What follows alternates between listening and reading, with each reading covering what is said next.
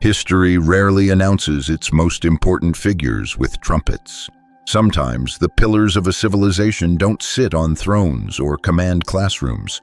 Sometimes they live on the edge of the grounds, in a wooden hut with muddy boots, a cracked kettle, and hands too large for teacups. Hogwarts was built on stone, magic, and legend, but it survived because of someone most people never took seriously. Before we speak of headmasters, before we speak of heroes and dark lords, we must pause and look at the man standing at the boundary between the castle and the wild. Rubeus Hagrid. To students, he was the gentle giant. To professors, a loyal helper. To the ministry, a mistake that never should have been allowed near children. But Hogwarts knew better, because Hagrid was never meant to stand at the center of power. He was meant to hold the line. Long before Harry Potter ever set foot on platform 9 3/4, Hogwarts had already chosen its true guardian, not through ceremony or title, but through necessity.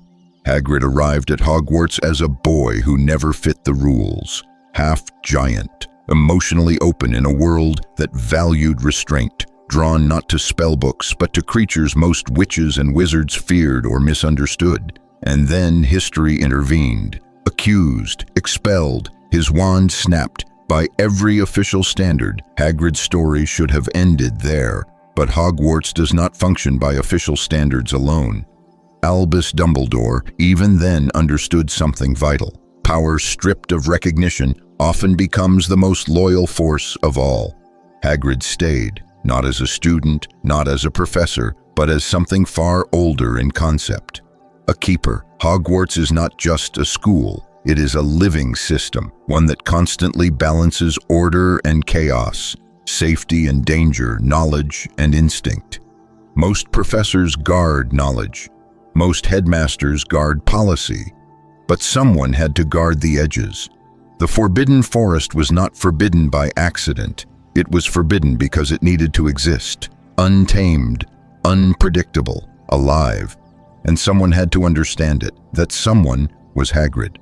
He spoke the language of creatures that did not answer to spells or laws. He understood beings older than wizarding society itself.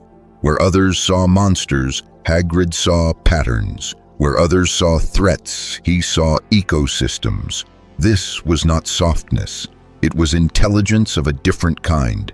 Hagrid became the bridge between Hogwarts and everything Hogwarts pretended it had mastered. Notice something subtle. When something goes wrong at Hogwarts, truly wrong, who is sent first?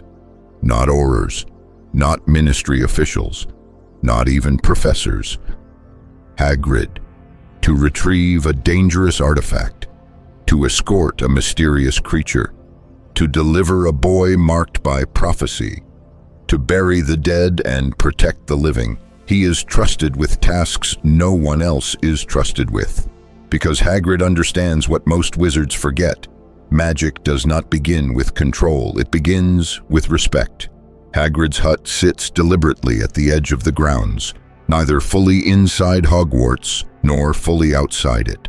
This is not coincidence.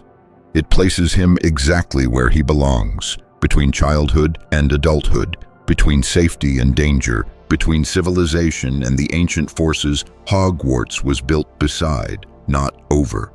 He watches who comes and goes. He notices shifts others dismiss. Creatures migrating, forests reacting, magic becoming restless. And when Hogwarts senses imbalance, it does not ring bells or issue decrees. It listens to the ground, and the ground speaks through Hagrid. There is another truth rarely acknowledged. Hagrid is one of the few characters in Hogwarts history who never switched sides.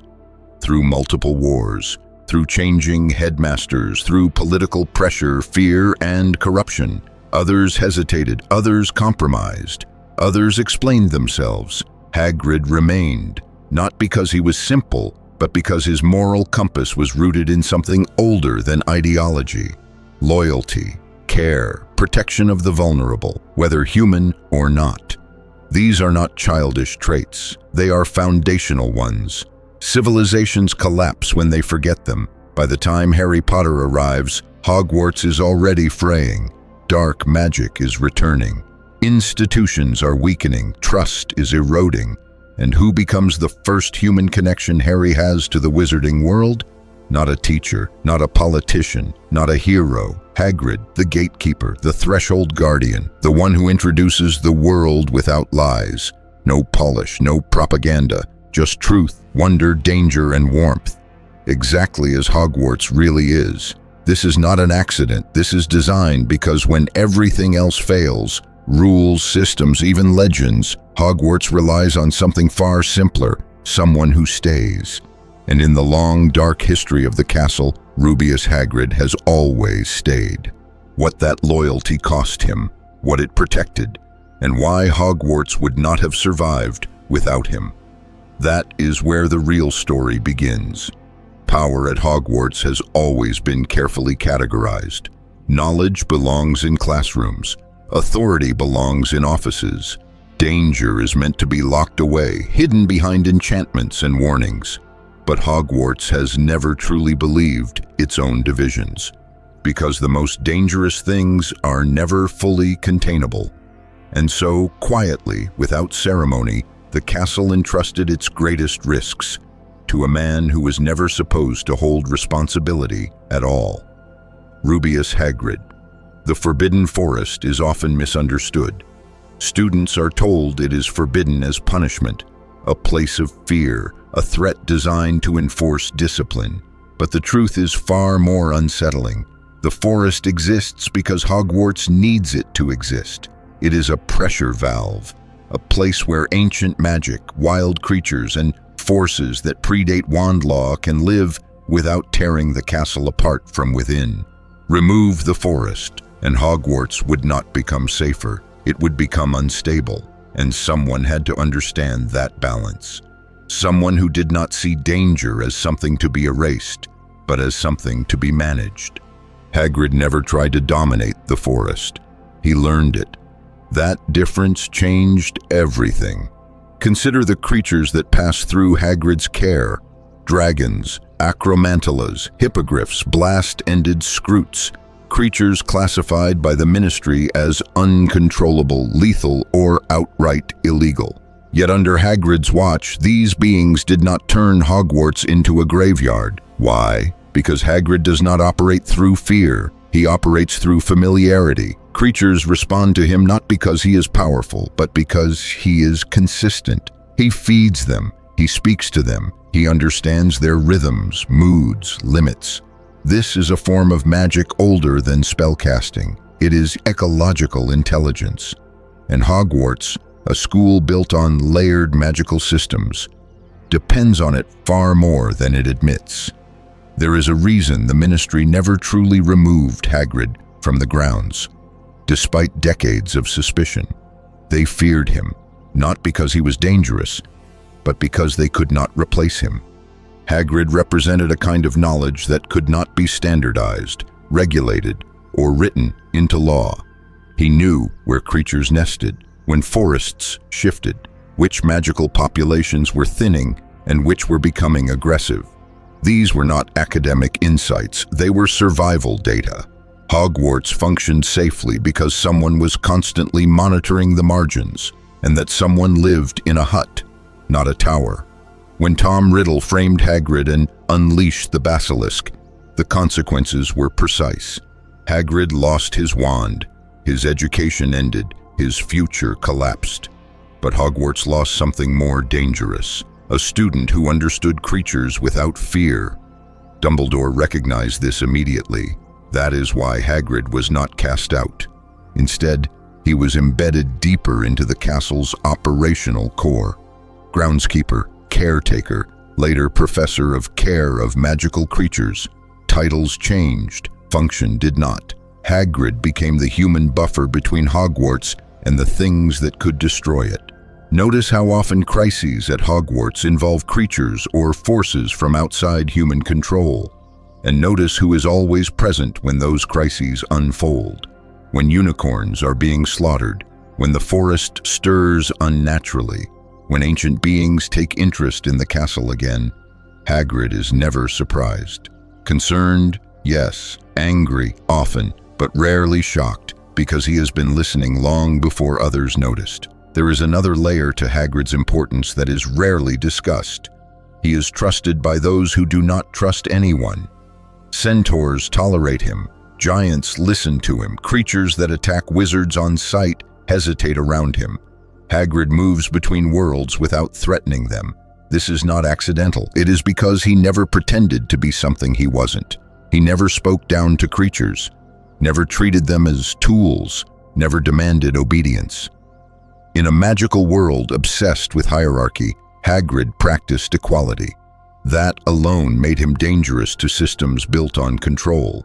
By the time Hagrid becomes a professor, Hogwarts is already in decline. The Ministry interferes, fear spreads faster than truth, and magic itself begins to fracture under political pressure. Yet Hagrid's classroom remains one of the few places where students confront reality directly. Creatures that bite, mistakes that hurt, lessons that cannot be erased with memory charms. This education is not gentle, but it is honest. And honesty in times of fear is revolutionary. Hagrid does not teach students how to feel safe. He teaches them how to live responsibly in an unsafe world. That distinction is everything, because Hogwarts was never meant to be a shelter. It was meant to be preparation. And Hagrid, more than any other figure, understood that truth. What he sacrifices for that understanding. Why he is allowed to fail publicly while others fail in secret. And how his presence shapes the outcome of the Wizarding War itself. That is where the story goes next. Wars are not won by spells alone. They are won by networks of trust, by people who remain steady when institutions begin to rot. Hogwarts survived 2 Wizarding Wars, not because it was powerful, but because it was anchored. And one of its deepest anchors was a man most strategists never bothered to calculate. Rubeus Hagrid. Loyalty in the wizarding world is often conditional. It bends with politics. It hides behind caution. It waits to see which side will win. Hagrid's loyalty never moved, not when he was expelled, not when he was humiliated, not when the Ministry treated him as expendable, not even when the castle itself turned against him. This kind of loyalty is not loud. It is terrifying, because it cannot be manipulated. From the very beginning, Hagrid's allegiance was clear, not to power, but to people. When Dumbledore trusted Hagrid with baby Harry, it was not sentiment, it was strategy. Dumbledore needed someone who would not ask questions, who would not seek glory, who would not be tempted to reinterpret orders through ambition. He needed someone who would simply do the right thing and keep doing it. Hagrid delivered Harry to Privet Drive not as a servant, but as a guardian of destiny. The most important child in the wizarding world passed through the arms of a man the Ministry never trusted. That should tell you everything. Throughout Harry's years at Hogwarts, Hagrid becomes something the castle itself could no longer provide.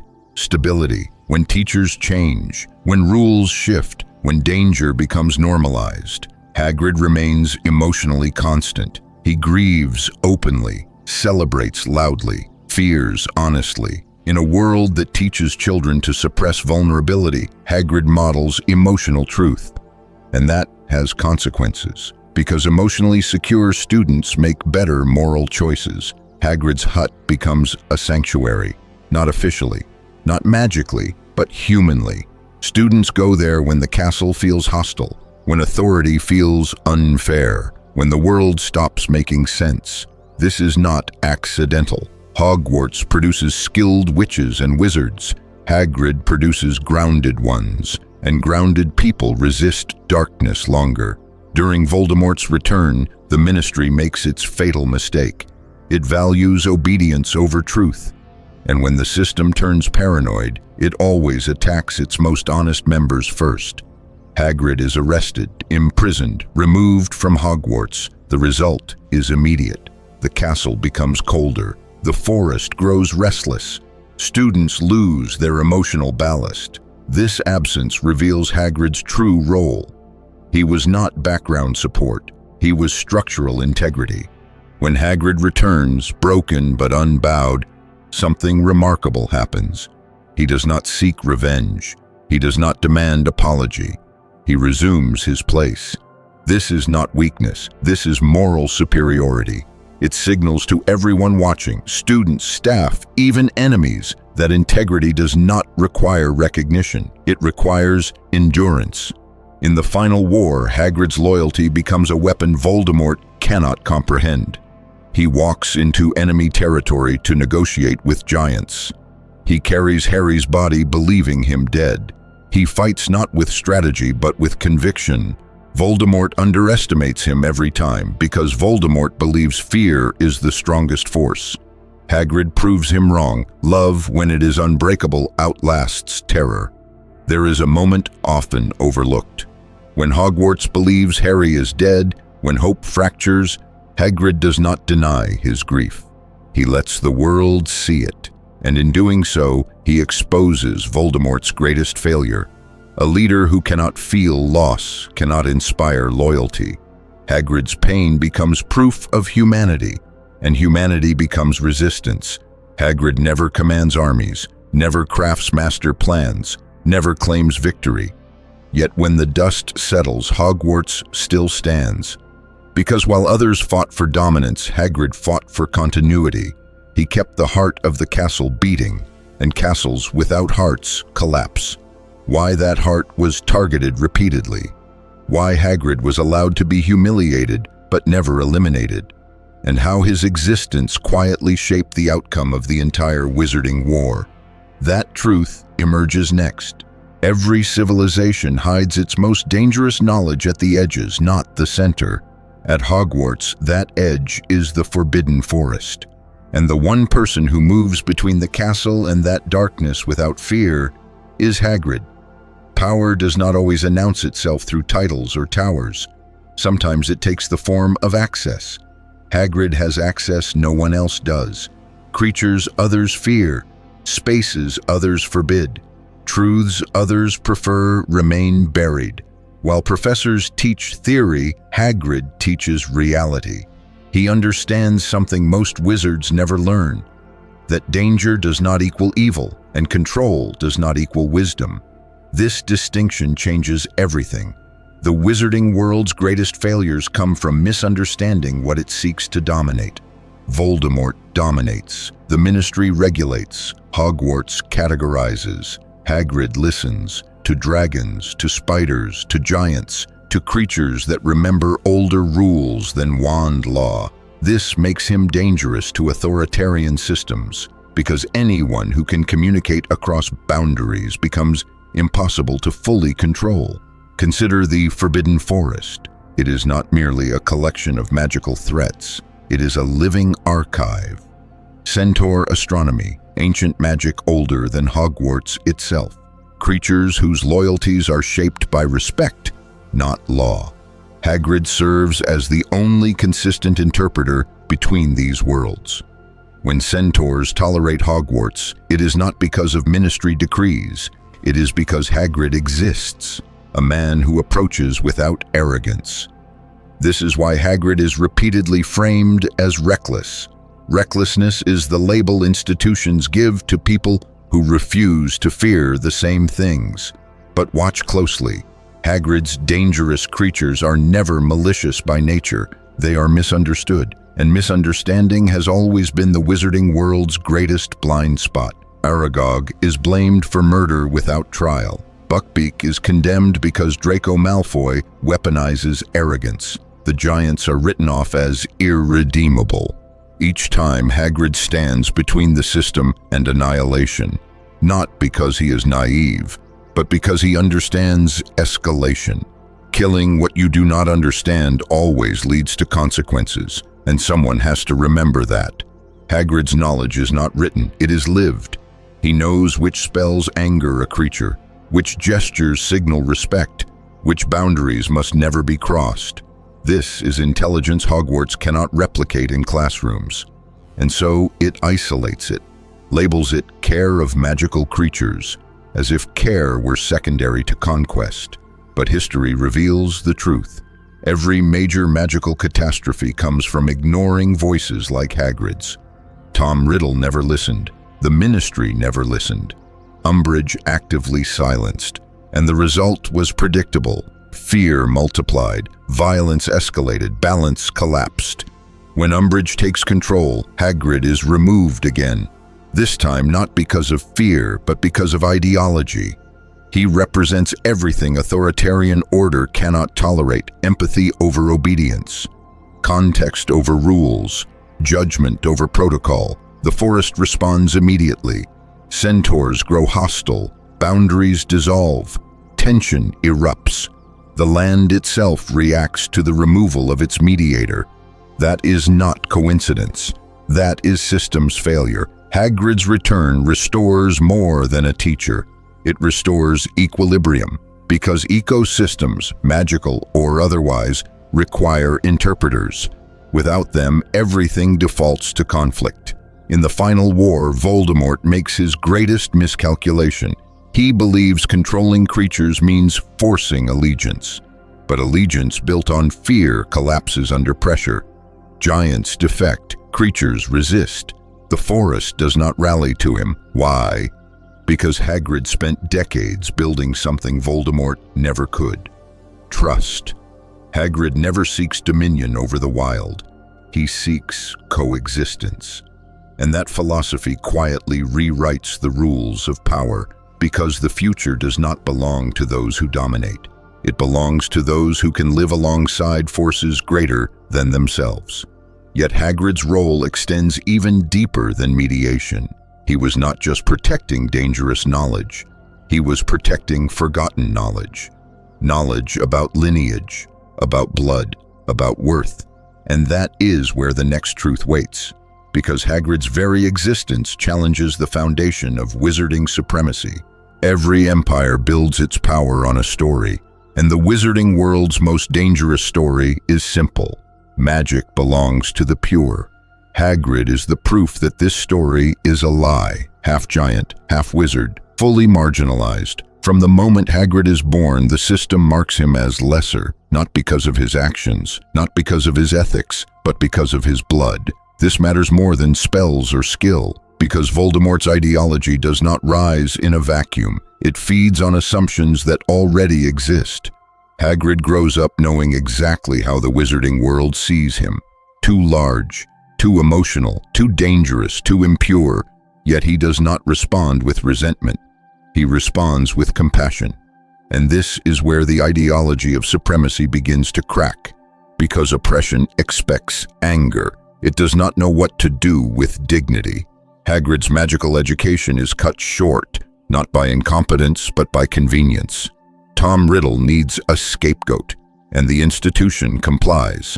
This moment is critical. The future Dark Lord destroys Hagrid's wand, but he does not destroy Hagrid's magic. That magic simply changes form. It becomes non-verbal, instinctive, integrated into his body and presence.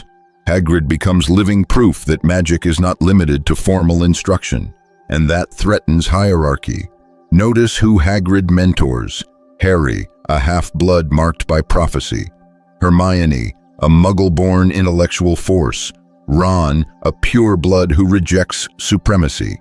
Hagrid is not assigned these students. They gravitate toward him, because marginalized people recognize each other, and children sense who is safe. In Hagrid's presence, blood status becomes irrelevant. Courage matters, kindness matters, responsibility matters. These values undermine Voldemort more effectively than any curse, because ideology collapses when its assumptions stop being reinforced. The wizarding world laughs at Hagrid, but Voldemort never does. He humiliates him, imprisons him, uses him as spectacle. This is not random cruelty. It is targeted intimidation. Voldemort understands that symbols are dangerous, and Hagrid is a walking symbol of everything Voldemort claims is weak. Yet Hagrid survives, and survival itself becomes resistance. In the Battle of Hogwarts, something extraordinary happens. Creatures Voldemort believed he controlled turn against him. Giants hesitate, beasts resist, the forest does not obey, because Voldemort never earned loyalty. He only demanded submission. Hagrid, meanwhile, is mourned as if dead, carried in grief, defended without orders. That reaction exposes the truth. People fight harder for those who value them. Hagrid never preaches equality, he lives it, and lived truth is harder to erase than doctrine. Even after the war, the wizarding world struggles to change. Laws shift slowly. Prejudice lingers, but Hogwarts keeps Hagrid, not as a favor, as a necessity, because once a system has been exposed as false, it needs reminders. Hagrid is that reminder that greatness is not inherited, it is demonstrated, and yet despite everything, Hagrid never claims importance. This is his final paradox. The most important wizard in Hogwarts never believes himself to be one, because his power was never about elevation, it was about grounding. But we still haven't reached the deepest layer, because Hagrid's importance does not end with what he represents. It extends to what he prevents. The disasters that never happened, the lines never crossed, the darkness that stalled quietly, repeatedly, because Hagrid stood in the way. Those invisible victories are the hardest to see, and they are waiting. History remembers explosions. It forgets restraints. We catalog disasters by their damage, not by their prevention. And because of that, we overlook the people whose greatest achievements are the tragedies they quietly stopped. Hagrid is one of those people. The wizarding world believes danger arrives suddenly. A curse, a monster, a dark lord rising, but real catastrophe grows slowly. From neglect, from arrogance, from the belief that control equals understanding. Hagrid spends his life standing at the fault lines where those disasters would have begun, and more often than anyone realizes, they stop there. Take magical creatures. Every major wizarding war expands by recruiting beings humans have alienated. Giants, werewolves, dark creatures pushed to the margins. Why do they side with darkness? Because no one ever treated them as neighbors. Except Hagrid. Hagrid's so-called recklessness is actually early intervention. He introduces students to creatures before fear calcifies into hatred, before ignorance turns into policy, before extermination becomes necessary. This timing matters. Fear hardens quickly. Empathy must arrive early or not at all. Imagine Hogwarts without Hagrid. No mediator for the forest, no buffer between students and the unknown, no adult modeling how to face danger without cruelty. The result would not be order, it would be escalation. Consider Buckbeak. Had Hagrid not insisted on dignity, the lesson learned would have been simple. Power decides worth.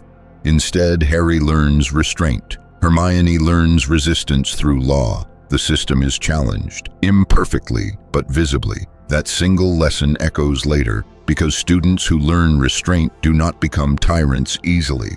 Consider Aragog. The wizarding world wants extermination. Hagrid insists on containment. That choice prevents an ecological collapse inside the forest. It also prevents something subtler, the normalization of killing what frightens us. Once that door opens, it never closes cleanly. Hagrid prevents children from learning that lesson, and that matters more than safety, because safety without ethics breeds monsters. Even Hagrid's failures are instructive. He makes mistakes openly. He admits fear.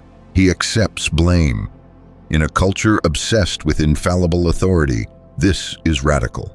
Students learn that power does not require perfection, that mistakes can be repaired, that accountability is not annihilation. These lessons quietly reshape how future leaders think. During Voldemort's rise, the Ministry obsesses over visible threats, spies, dark marks, public fear.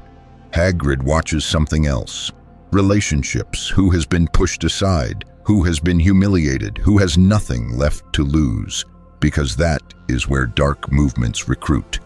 This is why Voldemort never truly wins the creatures. Fear motivates quickly, but it collapses under pressure. Hagrid's influence, built over decades, holds, not dramatically, but persistently. And then there is the final catastrophe Hagrid prevents, the normalization of despair. When hope dies, cruelty follows. Hagrid refuses despair, even when arrested, even when mocked, even when carrying what he believes is Harry's corpse. He grieves, but he does not surrender meaning. That distinction is everything, because despair is contagious. So is endurance. Hagrid's presence teaches Hogwarts something no spell can enforce, that the world is not saved by brilliance alone. It is saved by people who keep showing up, again and again and again. Still, this raises a final question. If Hagrid is so essential, why is he allowed to remain overlooked? Why does the system tolerate him but never elevate him?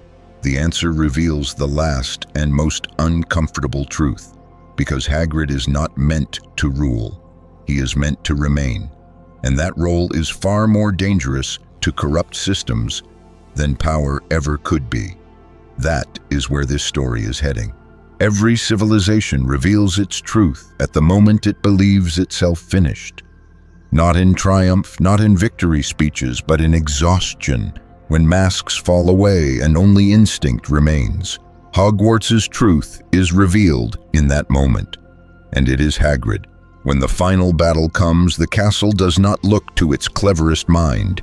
It does not look to its most powerful spellcaster. It does not look to its leaders or strategists.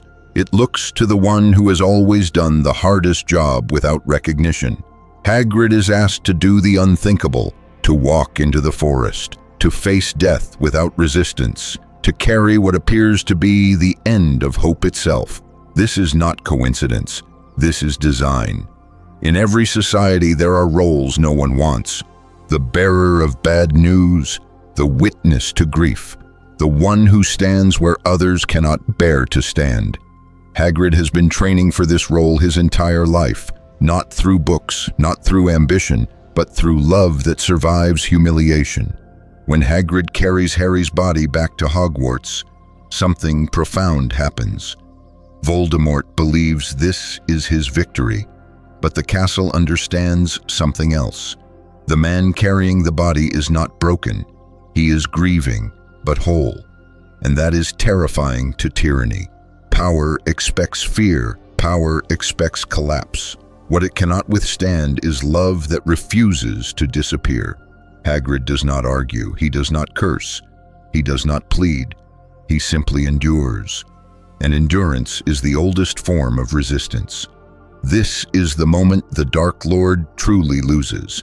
Not because Harry survives, but because the system Voldemort built has no answer for someone like Hagrid. No leverage, no corruption, no bargain. Hagrid cannot be bought because he never wanted anything power could give. Look back at his life and the pattern becomes clear. He was expelled, yet remained loyal. Ridiculed, yet gentle. Blamed, yet forgiving. Marginalized, yet central. Hagrid exists outside the logic of domination, and that makes him immune. Hogwarts survives not because it is ancient or powerful, but because it contains people like him, people who remember names, who remember creatures, who remember children when institutions forget them. Hagrid is the castle's memory, and memory is what prevents civilizations from repeating their worst mistakes. Dumbledore understood this. That is why Hagrid was never promoted, never polished, never pulled into the spotlight, because power reshapes people, and Hogwarts needed Hagrid unchanged. A fixed point of decency in a world that keeps justifying cruelty as necessity. After the war, the histories will focus on heroes. They always do. But the truth runs quieter. The truth is that long before Voldemort rose, Hagrid was already holding the line, teaching empathy where fear was easier, modeling restraint where violence was tempting, protecting the future by protecting the forgotten. That is why Hagrid is the most important wizard in Hogwarts, not because he was the strongest, but because when everything else failed, He never stopped being human, and that is the rarest magic of all.